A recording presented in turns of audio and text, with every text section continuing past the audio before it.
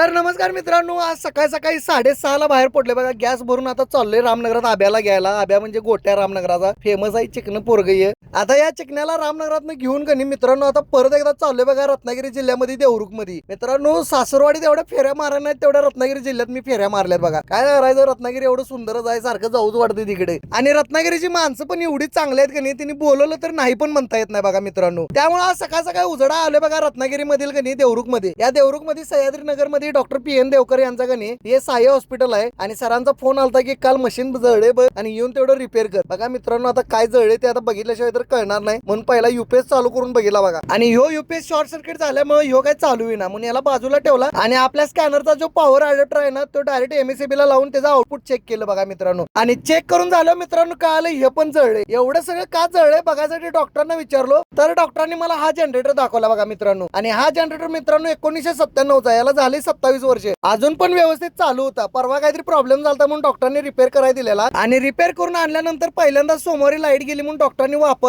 आणि चालू केल्या केल्या या जनरेटरचं आउटपुट एवढा हाय आलं हे ना आमच्या स्कॅनरचा जो पॉवर अडॅप्टर असतो तो पण जळला. आणि 3 किलोवॅटचा जो ऑनलाईन युपीएस होता तो पण जळला बघा मित्रांनो. आता सरांना सांगितले मी, सर जरा जनरेटरचं काम करून घ्या आणि तो जळल्याला 3 किलोवॅटचा युपीएस आहे तो पण चालू करून घ्या आणि एक सर्व स्टॅबिलायझर तेवढा बसवा, कारण कोकणात जरा लाईटचा प्रॉब्लेम असतोय. हे सांगून मित्रांनो आता चाललेलो बाहेर. एवढा पाऊस जोरात पडालता, अर्धा एक तास मित्रांनो इथंच वाया गेला बघा. काम झालेलं 10ला तर या पावसामुळे बाहेर पडा वाजलं 11. आब्याला आणि 4 वाजता ड्युटीला जायचं होतं, त्यामुळे सकाळी लवकर बाहेर पडून आता लवकर चाललोय बघा. कारण मित्रांनो कोल्हापूर इथनं 100 किलोमीटर म्हणजे 2-2.5 तासाचा प्रवास. एवढ्या लवकर जाऊन आब्याला म्हणलो काय करणार आहे, त्यापेक्षा म्हणलो आपण जाऊया काय मार्लेश्वरला. बघा आता आब्या यो गोट्या काय म्हणतोय ते. त्यासाठी मित्रांनो तुम्ही पुढच्या पार्टची वाट बघा. आणि तोपर्यंत तुम्ही मला अजूनही फॉलो करत नसाल तर प्लीज तेवढं मित्रांनो फॉलो करून घ्या. आणि व्हिडिओ जरा लाईक आणि शेअर जास्तीत जास्त करा. आणि तुमच्या मित्रांना पण जरा सांगा की फॉलो करायला. आणि तोपर्यंत मित्रांनो धन्यवाद. असाच जरा सपोर्ट तुमचा राहू दे.